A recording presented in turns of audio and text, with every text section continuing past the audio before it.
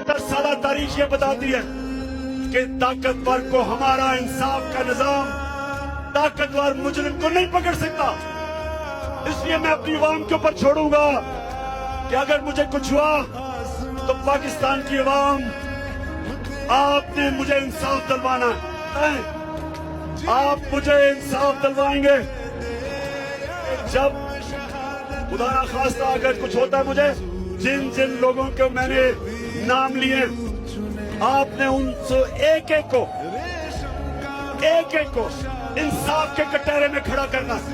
आपने सबने मुझे और इस मुल्क को इंसाफ दिलवाना, दिलवाओगे? ओ देश मेरे पाकिस्तानियों, तेरी शान पे मेरी जान, कोई धन है क्या? मेरी जान इतनी जरूरी नहीं